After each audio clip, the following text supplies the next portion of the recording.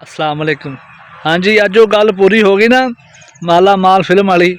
वो जिन्हें कहना बाबू भैया चोर के घर में चोरी। मैं कहना अज वही काम होया। आ तुसीं वेखो वीडियो दे विच भी चोर आए ने चोरी कर, डकैत। मैं कहना डकैत भी धड़ल्ले दे, और उन्होंने वेख के लोगों आपदे जिन्हों लुट्टन डे उन्होंने चंडा मारन डे ने। आ तुसीं वेखो वीडियो दे विच आ उन्होंने चंडा मारन डे ने, आप बारशे खोन डे ने। ते पता उन्होंने उदों लगना जिन्होंने इन्हां दी आप दी वज जानी है। ਉਹ ਜਿਹੜਾ ਬਾਹਰ ਬੰਦਾ ਫਿਰਦਾ ਪਿਆ ਜਿਹਦੇ ਤੇ ਨਿਸ਼ਾਨ ਲੱਗਾ, ਇਹ ਇੱਥੇ ਡਕੈਤੀ ਕਰਨ ਡਏ ਨੇ।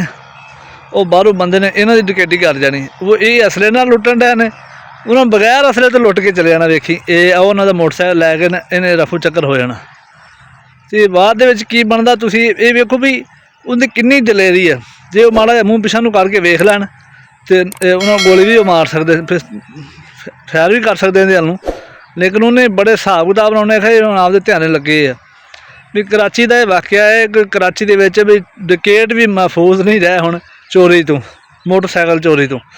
ਤੇ ਆ ਦੂਸਰੀ ਵੀਡੀਓ ਤੁਸੀਂ ਵੇਖ ਸਕਦੇ ਕਿਸ ਤਰ੍ਹਾਂ ਇੱਕ ਔਰਤ ਆ ਜਿਹੜੀ ਬੁਰਖਾ ਪੋਸ਼ ਨਕਾਬ ਪੋਸ਼ ਆ, ਇਹ ਆਉਂਦੀ ਹੈ ਸੁਨਿਆਰੇ ਦੀ ਦੁਕਾਨ ਤੇ ਸੁਨਿਆਰੇ ਨੂੰ ਆ ਕੇ ਸੋਨਾ ਵੇਖਦੀ ਆ, ਸੈੱਟ ਵੇਖ ਕੇ ਤੇ ਬਾਅਦ ਵਿੱਚ ਉਹ ਆਪਣੇ ਬੈਗ ਦੇ ਵਿੱਚ ਉਹਨੇ ਮਿਰਚਾਂ ਵਾਲਾ ਛਾਪਰ ਪਾਇਆ ਹੁੰਦਾ, ਇਹਦੇ ਵਿੱਚੋਂ ਮਿਰਚਾਂ ਕੱਢ ਕੇ ਤੇ ਇਹਨਾਂ ਦੋ ਬੰਦਿਆਂ ਦੀ ਅੱਖਾਂ ਦੇ ਉੱਤੇ ਮਾਰਦੀ ਆ।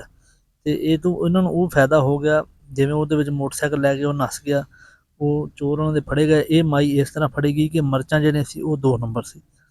ਅੱਛਾ ਵੇਖ ਲਓ, ਜਦੋਂ ਵਧੀ ਹੋਵੇ ਫਿਰ 100 ਬਹਾਨੇ ਬਣ ਜਾਂਦੇ। ਹਾਂਜੀ, ਉਹ ਮਿਰਚਾਂ ਹੀ 2 ਨੰਬਰ ਸੀ, ਉਹਨਾਂ ਨੇ ਅਸਰ ਨਹੀਂ ਕੀਤਾ, ਯਾਨੀ ਮਿਲਾਵਟ ਵਾਲੀਆਂ ਮਿਰਚਾਂ ਸੀ। ਲੱਗਦੀਆਂ ਵੀ ਤੇ ਕੀ ਕਰਦੀਆਂ, ਮਿਲਾਵਟ ਵਾਲੀਆਂ ਮਿਰਚਾਂ ਸੀ, ਉਹ ਲੱਗੀਆਂ ਨਹੀਂ। ਤੇ ਉਹਨਾਂ ਨੇ ਮਾਈ ਨੂੰ ਫੜ ਲਿਆ ਤੇ ਫੜ ਕੇ ਤੇ ਪੁਲਿਸ ਦੇ ਹਵਾਲੇ ਕਰ ਦਿੱਤਾ। ਤੇ ਉਹ ਬੜੇ ਕਿਸਾਨੇ ਤੋਂ ਉਹ ਨੁਕਸਾਨ ਹੋਣ ਤੋਂ ਬਚ ਗਿਆ।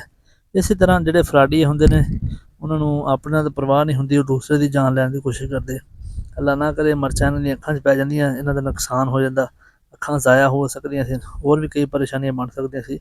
ਲਿਹਾਜ਼ਾ ਤੁਸੀਂ ਵੀ ਜਦੋਂ ਕਿਸੇ ਨੂੰ ਕੁਛ ਦੇ ਲੈ ਰਹੇ ਹੋ ਬੜੀ ਇਹਤਿਆਤ ਕਰਿਆ ਕਰੋ, ਉਹਦੇ ਕਾਰਨਾਮੇ ਵੇਖਿਆ ਕਰੋ। ਇਹ ਔਰਤ ਵੇਖ ਲਓ, ਇਹ ਨਕਾਬ ਸ਼ਕਾਬ ਇਹਦਾ ਲਾ ਦਿੱਤਾ, ਇਹਨੂੰ ਹੁਣ ਮਾਰ ਪੈ ਰਹੀ। ਅੱਲਾ ਹਾਫਿਜ਼।